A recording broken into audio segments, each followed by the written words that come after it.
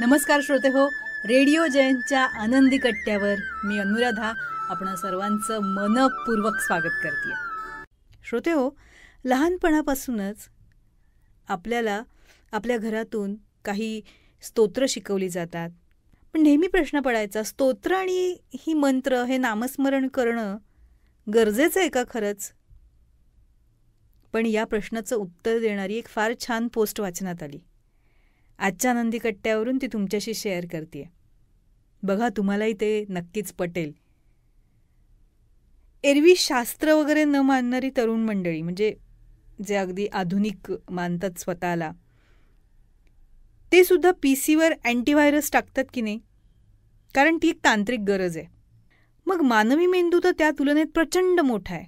तोही अनेक ठिकाणी कनेक्ट होत असतो. हार्मफुल साईट्सला आपण भेट देत असतो, जसं एखाद्या दूषित जागा किंवा नकारात्मक व्यक्तींच्या संपर्कात आपण येत असतो. मग तो व्हायरस आपल्यामध्ये येऊ नये, ते दोष आपल्याजवळ येऊन आपलं तेजोवलय म्हणजे आपला ऑरा दूषित होऊ नये म्हणून आपण आपल्या शरीरात कुठला अँटीव्हायरस टाकतो का? या प्रश्नाचं उत्तर ते हे की आपण म्हणत असलेले स्तोत्र, मंत्र, जप हे आपले अँटीव्हायरस आहेत.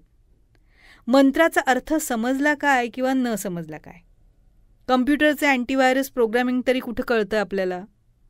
पण ज्याला समजतं त्यानं ते सांगितलं की आपण ते मुकाट ऐकतो आणि चालवतो की नाही.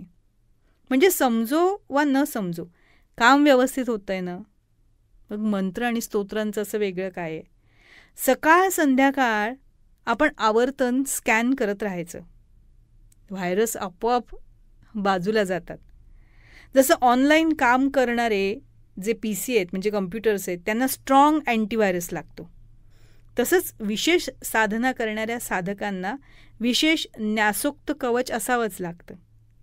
एव्हाना कम्प्युटर आणि मानवी शरीर आणि अँटीव्हायरस आणि स्तोत्र, मंत्र, जप हे आपल्याला लक्षात आलं आहे. या क्षेत्रातल्या तज्ज्ञांचं ऐकावं आणि तो प्रोग्राम रन करावा, मग आपल्याला काही चिंता नाही. काही वेळेस आपण दुर्लक्ष करत गेलो तर मग पूर्ण सिस्टीमला फॉर्मॅट करावं लागतं. पण आपल्या मनाला फॉर्मॅट कसं करणार आपण?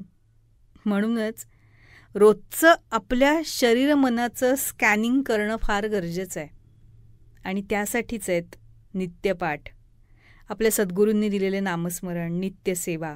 हार्मफुल साईट्सला भेट देताना शुचिर्भूतता पाळली, सांभाळली की आपलं शरीर, मन नक्कीच छान आणि सुरक्षित राहील.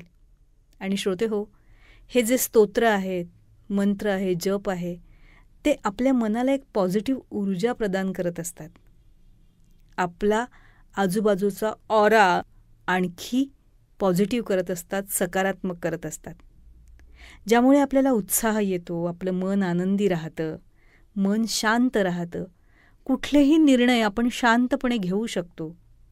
म्हणूनच मन शांत आणि आनंदी राहण्यासाठी काही स्तोत्र, जप करणं हे फार गरजेचं असतं.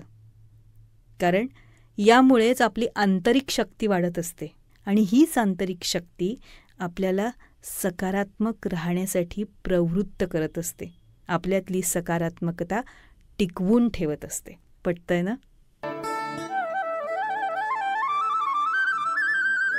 तेव्हा श्रोते हो, हा होता आनंदी कट्ट्यावरचा आजचा सुंदर विचार. तुम्हाला तो कसा वाटला याविषयीची तुमची कमेंट बॉक्समध्ये नक्की लिहा.